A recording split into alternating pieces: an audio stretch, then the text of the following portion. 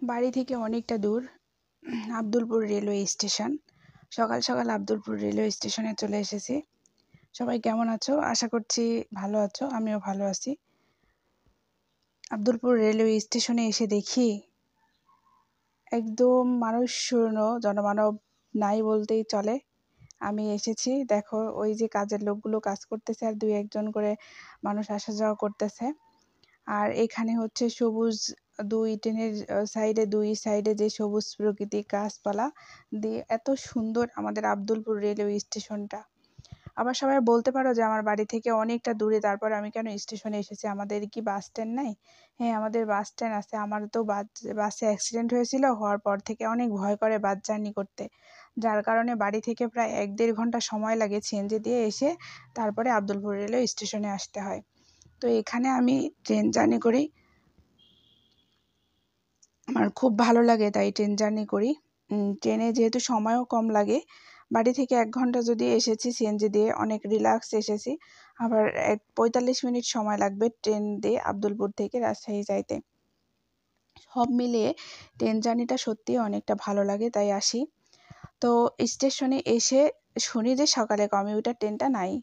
তো কমিউটার ট্রেনটা নাই, এখানে মালবাহী ট্রেন দাঁড়িয়ে আছে। আর আমি সিল্ক সিটি ট্রেনে যাওয়া আসা করি, ঢাকাতে যাই। সেই সিল্ক সিটি ট্রেনটা এখন আমাকে ক্রস করবে, আমার দিক দিয়ে যাবে, কারণ 8টা বেজে গেছে। আমার 8টা 10 বাজে সিল্ক সিটি ট্রেনটা এখানে আব্দুলপুর স্টেশনে পৌঁছায়।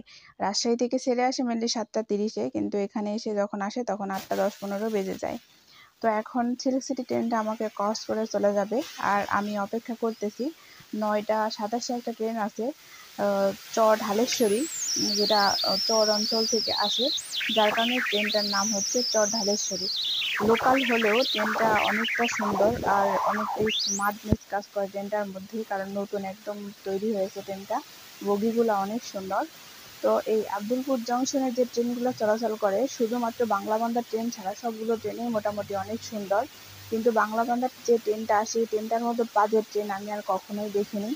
না তার হচ্ছে বগিগুলো সুন্দর, না তার ভিতরের পরিবেশ সুন্দর, কোনো কিছুই সুন্দর না। পঞ্চগড় যায়, যেটা রাজশাহী থেকে ছেড়ে এসে নাটোর দিয়ে পঞ্চগড়ের দিকে চলে যায়।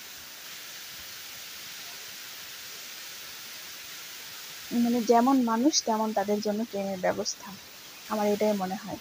তো যাই হোক, এখন হচ্ছে সময় প্রায় হয়ে গেছে, ভোরের আলো প্রায় শেষের দিকে, রোদ উঠে গেছে। তো দেখতে দেখতে বেলাও বেড়ে গেছে, 9টা প্রায় 9টা বাজে। আসলে এই পাশে নয়টা রোদ, সাতাশে সূর্য যেহেতু তো আমার ট্রেনটা আসবে, ঢালেশ্বরী ট্রেনটা সূর্যের আসবে, আলোর জন্য ঢালেশ্বরী এটা চর যে বোঝা ট্রেনটা যাচ্ছে না। সেটা আসবে। এই যে ঢালেশ্বরী চর পুরাটা ট্রেনটা কেমন আমি জানি না, এর আগে কখনোই আমি এই ট্রেনটাতে অনেকটা উঠিনি, সূর্যের এই আলো, আর ট্রেনটাতে আমার বউগুলা কত জার্নি করা লম্বা, হয়নি। এই যে কত তো সুন্দর। এখানে বটগাছগুলোর যে বগুলো নেমেছে সেগুলো আমি দেখতেছিলাম, কারণ এগুলো দেখতে আমার সত্যি অনেক বেশি ভালো লাগে। তো এখানে দাঁড়িয়ে থাকতে থাকতেই মালবাহী ট্রেনটা চলে যাচ্ছে, যেহেতু বর্ডার এলাকা দিয়ে চলাফেরা করে এই ট্রেনগুলা।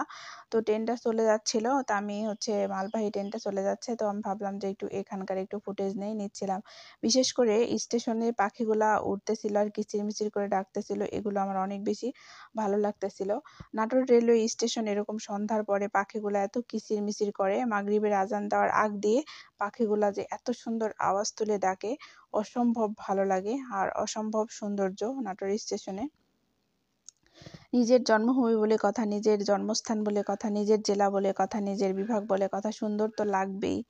একাদে জন্মেছি হচ্ছে সৌন্দর্যের মধ্যে, তারপরে আবার নিজের এলাকা এত সুন্দর সবুজ প্রকৃতিতে ভরপুর।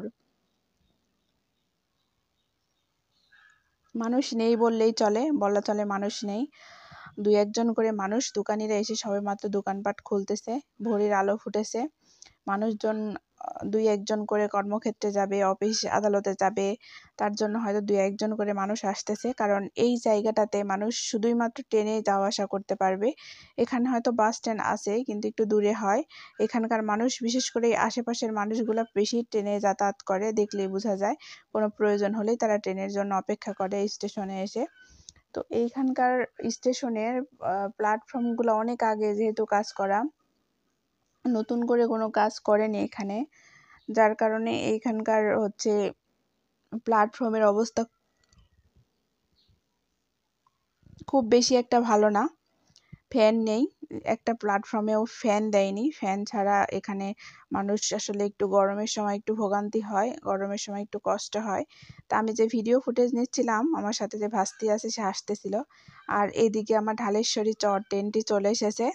এই যে ট্রেন হচ্ছে মোটামুটি হচ্ছে বগিগুলা অনেকটাই ভিতরে, অনেকটা জায়গা, জানালাগুলো খোলা থাকলে ট্রেনগুলো সত্যি অনেক বেশি ভালো লাগে। তো ট্রেনের মধ্যে উঠে গেছি, উঠার ফুটেজটা নিতে পারিনি, তো উঠে গেছি। উঠে এই যে যেহেতু আমার স্ট্যান্ডিং টিকিট ছিল, এই অবস্থা ট্রেনের ভিতরে মানুষগুলো একদম গেজাগেজি করে দাঁড়িয়ে আছে। তবে একটা জিনিস ভালো ছিল ট্রেনটার মধ্যে, সেটা হচ্ছে প্রত্যেকটা সিটের মধ্যে যে ফ্যানগুলো লাগানো আছে, অনেক সুন্দর করে ফ্যানগুলো লাগানো, একটা সিট পর পর একটা করে ফ্যান দেওয়া। আর একদম নতুন বগি তো, খুব ভালো সুন্দরভাবেই গুছানো ট্রেনটা। তো যাই হোক, এটাই ছিল আমার আব্দুলপুর থেকে রাজশাহীতে ট্রেন জার্নির ব্লগ। সবাই ভালো থাকবে। আল্লাহ হাফেজ।